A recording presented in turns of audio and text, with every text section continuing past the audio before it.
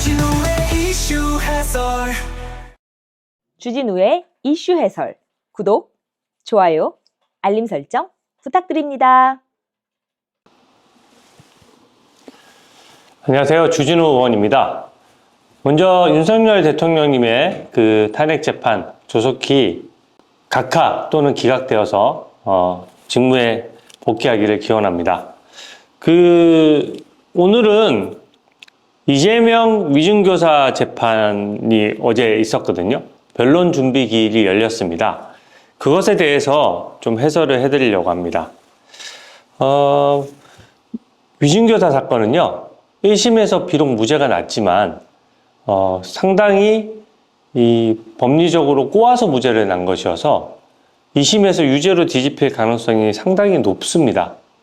꽤 높아요. 그래서 저는 이게 이재명 대표에게 묵직한 한 방이 될 수 있는 여지가 높다, 그렇게 지금 보고 있고요. 이게 지금 그 일정부터 좀 설명을 드리면, 일단 작년 11월 25일에 1심에서 이재명 피고인에 대해서 무죄가 선고됐습니다. 그리고 무려 106일 만에 어제 첫 재판이 열린 겁니다.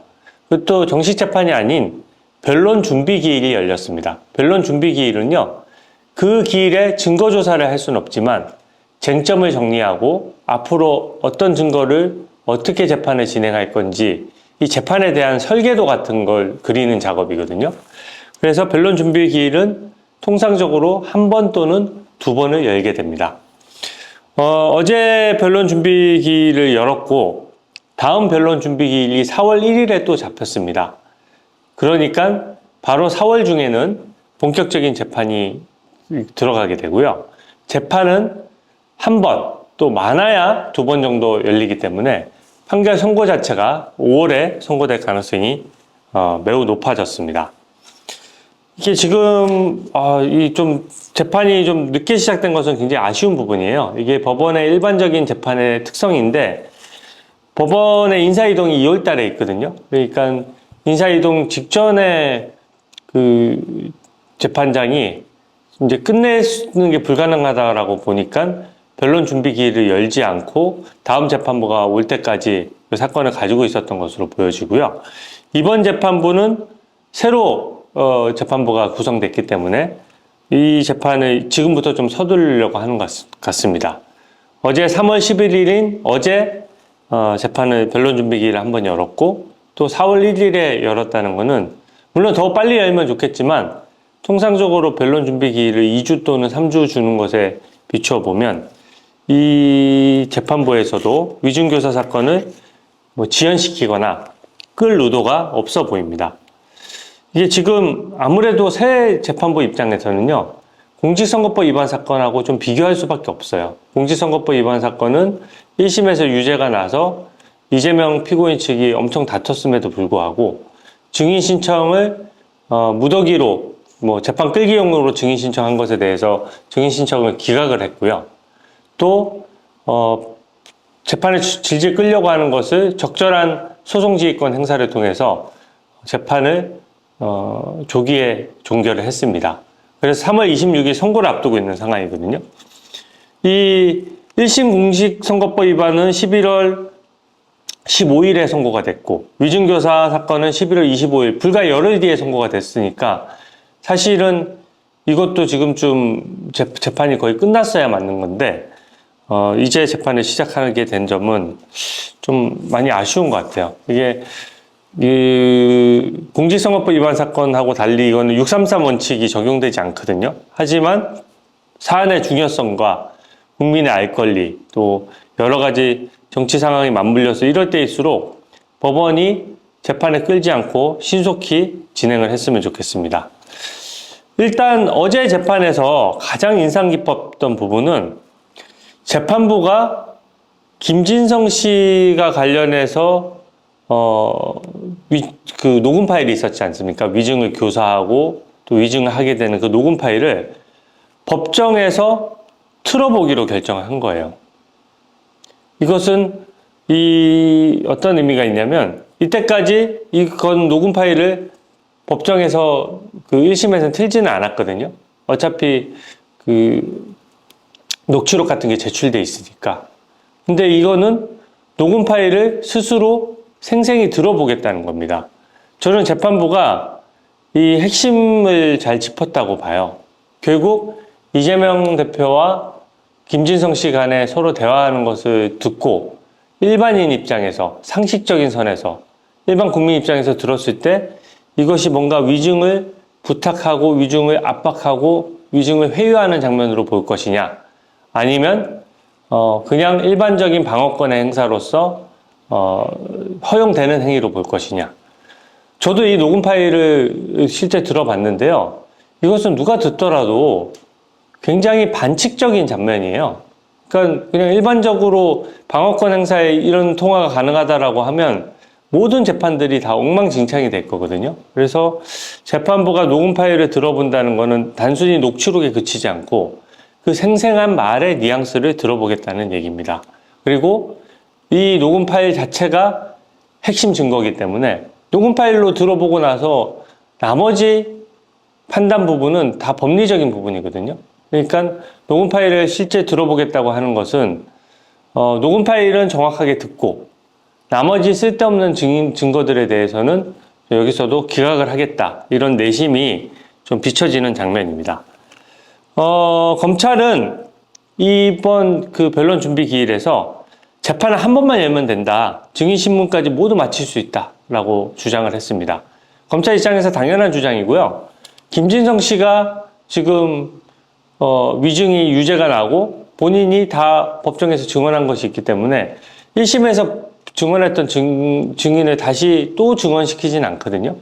여기는 상피고인이자 증인이에요. 그러니까 이재명 대표랑 같이 재판을 받고 있으면서 또 증인의 신분도 있는 것이거든요. 그래서 김진성 씨는 이미 1심에서 다 증언을 했기 때문에 그 증언을 특별한 사정이 없는 한 다시 들어볼 이유가 없고요. 대신에 녹음 파일을 들어보면 이 녹음 파일에 대한 판단이 저는 손쉬울 거라고 생각했습니다. 제가 그동안 양문석 의원, 이상식 의원 뿐만 아니라 여러 가지 재판 일정이나 당선 무효될 것, 형량 이런 것들을 미리 예측해서 좀 상당 부분 맞춰왔는데, 위증교사만 제가 당연히 유죄가 난다라고 했는데 이게 무죄가 선고됐어요. 근데 저뿐만 아니라 모든 국민, 모든 법조인들이 다 대부분 예측이 빗나갔습니다. 왜냐하면 공직선거법 위반보다 위증교사 사건은 훨씬 더 좀 유죄 나기가 쉬운 구조거든요. 녹음 파일이 있고 위증한 사람의 증언이 있고, 위증한 사람은 이재명 피고인의 재판에 몇십 년 만에 불려 나와가지고 본인의 이해관계도 없는데 이재명의 부탁이 없으면 왜 위증을 했겠습니까? 위증의 동기 자체가 없는 사건이에요.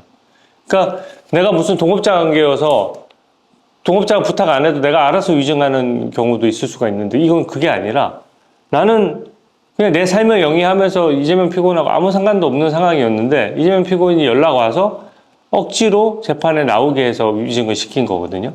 더더군다나 재판에 어떻게든 부담스러우니까 안 나오려고 하는 것을 두 번째 만에 불러내서 위증을 시킨 것이기 때문에 굉장히 위증교사 사건 치고는 증거가 탄탄하다, 이렇게 말씀드릴 수가 있습니다.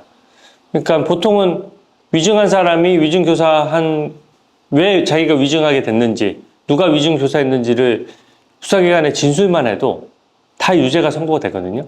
왜 그러냐면 이해관계가 없기 때문이에요, 위증한 사람은. 그러니까 위증을 교사받지 않으면 위증할 이유가 없는 거죠, 남의 재판에 와서. 그래서 구조적으로 위증죄가 인정되면서 위증교사죄가 인정되지 않는 경우를 전 단 한 번도 본 적이 없습니다. 근데 굉장히 복잡한 논리 구조를 가지고 판결문을 엄청 복잡하게 써서 무죄를 선고했는데, 간단한 사건을 복잡하게 판결문 쓰는 거는 뭐가 논리적으로나 법리적으로 뭐가 잘 안 되는 거예요. 그래서 저는 1심 판결이 매우 편향돼 있다라고 생각이 들고 판단이 완전히 잘못됐습니다. 그냥 법은 상식이거든요. 당연히 위증을 한 사람이 있고 자기가 위증한 것에 자백하면 위증을 교사한 사람은 당연히 그 재판으로 가장 이득을 보는 사람이 되겠죠. 그 재판으로 경기도지사직을 유지할 수 있었던 사람, 바로 이재명 피고인이 위증교사라는 게 구조적으로 입증이 되고, 더더군다나 육성 녹음이 있잖아요. 뭐 들은 걸로 해달라든지 그런 것들도 있고, 또 그 변론 요지서를 보낸다든지 이런 것들도 너무 쉽게 판단해 버렸는데 굉장한 반칙행위입니다. 증언을 할 때는 내가 이 내용에 대해서 어떤 질문이 올지 모르고 증언을 해야 돼요. 그래야 신빙성이 있지 않겠습니까? 그냥 민사재판 같은 경우에는 반대신문사항이나 이런 것들 미리 제출하게 하는데, 형사재판은 반대신문사항이나 이런 것들 미리 제출하게 하지 않습니다. 왜 그렇게 합니까? 즉흥적으로 즉석해서 물어보려는 거예요. 그래서 이 사람이 증언하는 내용을 듣고 있다가 변호사가 치고 들어가서, 물론 자기 차례가 돼야 되겠지만, 아니 저번에 그 수사기관에 얘기했던 것과 이 증언이 달라진 것 같은데 이 증언의 내용이 이런 거 맞습니까? 이렇게 확인하는 작업을 거쳐야 되는데, 그게 당연히 즉흥적일 수밖에 없는 겁니다. 즉석해서 해야 되는 거예요. 그래서 이 부분은, 위증 부분은 저는 이런 구조적인 문제점 때문에 유죄도 날 뿐더러 변론 요지서를 미리 보낸다는 것 자체가 엄청난 반칙행위여서 다른 재판에서 결코 허용될 수 없는 행위다. 증인한테 위증 변론 요지서 몰래 갖다 주면은 증인이 다 읽어보고, 아, 피고인이 이렇게 거짓말하고 있구나, 나도 거기 맞춰서 얘기해줘야지 라고 자발적으로 생각할 수도 있고, 또 반대로 변론 요지서를 주는 의미가 뭐겠습니까? 야, 이렇게 증언해달라는 의미가 담겨져 있는 거예요. 그 자의성이 그냥 아예 순수한 자발성이 아닙니다. 미필적 고의 같은 것이 있어서 위증교사하는 사람이 변론 요지서만 주고 잘 부탁해 하고 구체적인 말을 안 하더라도 그 말 속에는 위증 나와서 내가 변론하는 것에 맞춰서 좀 유리하게 해줘 라는 부탁이 당연히 들어가 있는 거죠. 그러니까 김진서 씨가 부담돼서 안 나오려고 했던 거 아닙니까? 그래서 저는 이 부분이 유죄가 확실시 되기 때문에 2심 선고가 나면 공직선거법 위반과 위증교사가 동시에 2심에서 유죄가 선고된다.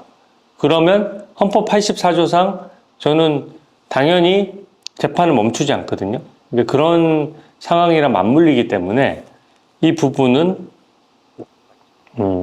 그 재판이 신속히 저는 끝날 것이라고 생각을 합니다.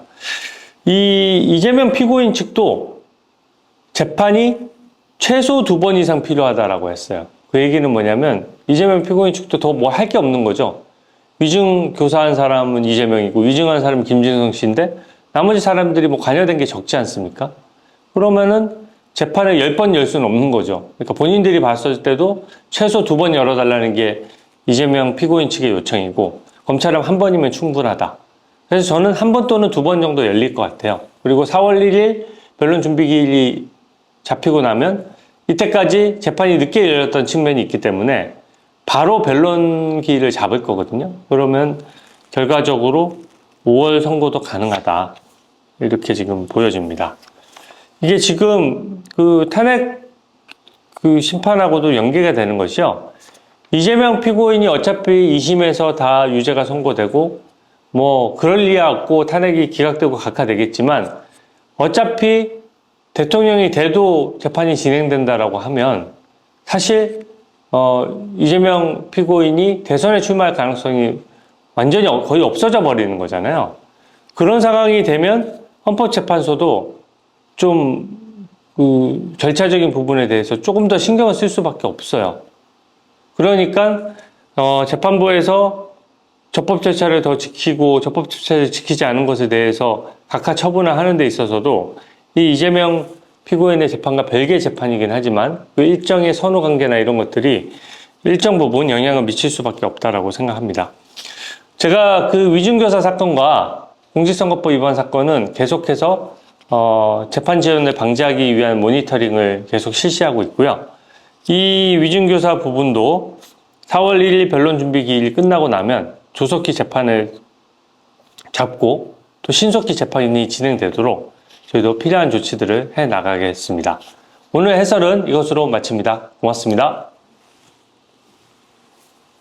주진우의 이슈 해설